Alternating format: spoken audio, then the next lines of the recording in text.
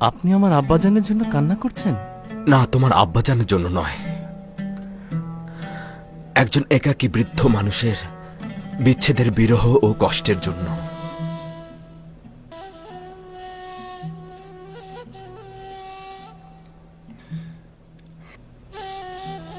আচ্ছা, তোমার ভাই কি মারা গেছেন?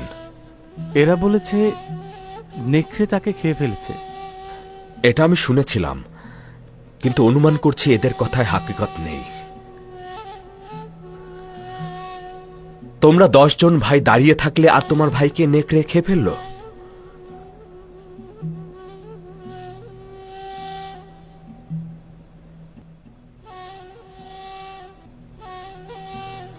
তারা কিছু একটা গোপন করছে। ধারণা করছি তোমার ভাই জিন্দা রয়েছে।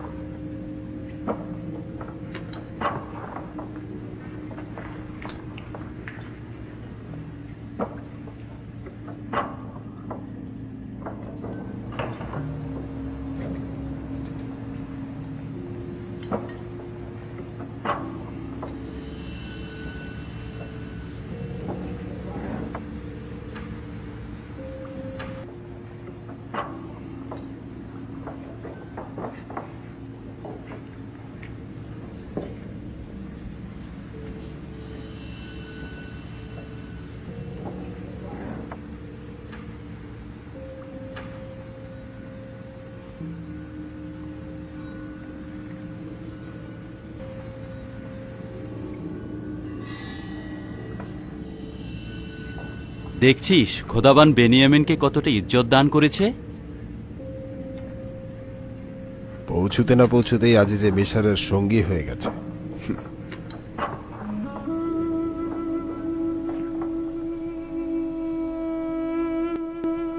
আপনার বাঁ হাতে যেমন তিল রয়েছে, আমার ভাই ইউসুফেরও বাঁ হাতে তিল ছিল। ওই সময় যদিও বাচ্চা ছিলাম, কিন্তু আমার স্পষ্ট মনে আছে। তার চেহারা কেমন ছিল সেটা কি মনে আছে? কেন নয়, আমার পুরোপুরি মনে আছে। আমরা সবসময় একসঙ্গেই খেলা করতাম। যদি তুমি তাকে আবার দেখো, চিনতে পারবে? জানি না, সম্ভবত। তার কি বেঁচে থাকার সম্ভাবনা আছে? যদি আমি তার খবর দিই তাহলে বিশ্বাস করবে? কেন নয়? আজিজে মিশরের চেয়ে কে বড় সত্যবাদী? কথা দাও, যদি ইউসুফকে দেখো তাহলে তোমার ভাইদের সঙ্গে সেটা আলাপ করবে না এবং ইউসুফকে তাদেরকে দেখাবে না।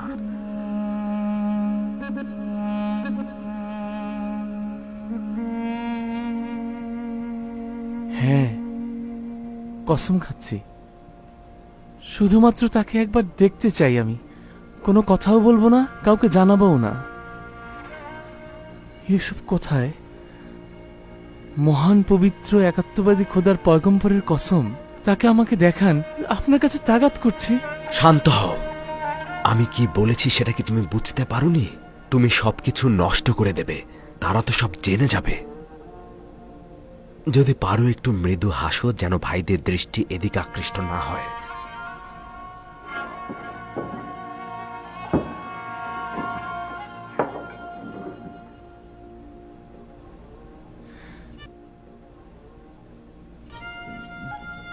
দেখতেই পাচ্ছ, নিজের উপরে পুরোপুরি নিয়ন্ত্রণ রয়েছে আমার। এখন বলো, ইউসুফ কোথায়? এখানে রয়েছে। এখানে উপস্থিত ভাইদের মধ্যে একজন তোমার ভাই ইউসুফ।